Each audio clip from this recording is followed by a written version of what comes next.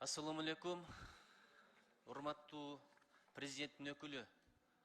Бир өтө маанилүү маселе бар. Азыр байкап атасыздар, экология маселеси, смог маселеси, ошого байланыштуу пайда болгон оорулардын маселеси өтө актуалдуу болуп атат. Өпкө оорулары, бронх маселеси. Мына карасаңыз, 100 000 кишиге Бишкек шаарында 115 адамда ушул бронх оорулары бар экен да. Пневмония, бронхит сыяктуу. Анан жаңышектердин саны 100 000 кишиге 1319 чейин жетип атыптыр. Неге билесизби? Анткени аба булганып атат. Аба эмнеден булганып атат? Көпчүлүк ойлойт ТЭЦтен деп. ТЭЦтен болгону, ТЭЦтен, анан кыймылсыз мүлктөрдөн чыккан түтүндөрдөн болгону 60 000 тонна булган зат чыгат экен.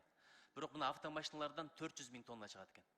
Бул деген сөз, мына 2015-2020 анализде келгенде, абаны булгаган заттардын көпчүлүгү автомашиналардан чыгат экен. 85-90%га чейин. Мен неге бул айтып атам? Кийинки мезгилдерде мына жылына 20 жылда рак оорусуна дагы 25 миллионго жакын адам туш болот деген прогноз бар. Абанын булгангандыгынан улам. Муну айтып аткан себебим, автомашинада катализаторлор жок болуп атат. Бак этип жазып коюшкан, катализаторлорду сатып алабыз деп. Анан ыстоого барасыңбы, машинаңды жууганга коесуңбу, акырын барып уурдап алып туруп саткан өнөкөт пайда болду. 1 килограмм катализатордун 2000-3000 сом экен. Bir машинадан 5 килограммдан 15 килограммга чейин катализатор чыгат экен. Бул деген сөз эми 45 000 сомго чейин таап атат деген сөз. Кыргызстандан тышка дагы кетип калып атат ушул маселе. Сатып алган компаниялар а дегенде катализаторун алып коюп туруп, андан кийин башкаларга сатып атат. Ушунчалык кыянат болуп кетти.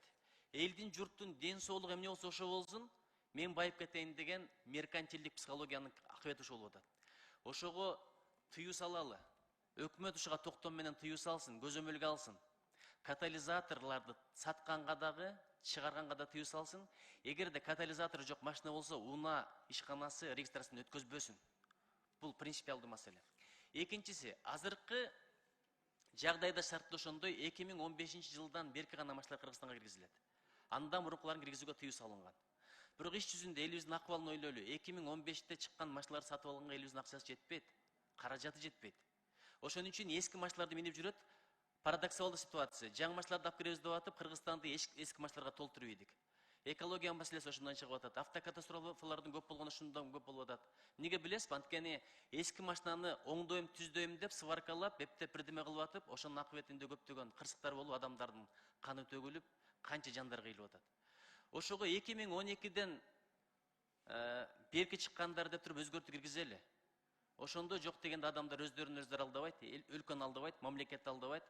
Машиналардын паркы кичине жаңыланат Кыргызстанда. Экология маселеси бул, ден соолук маселеси, адамдардын өмүрү маселеси. Ошо эки маселени айткым келди. Чоң рахмат. Тияна кыласыздар деп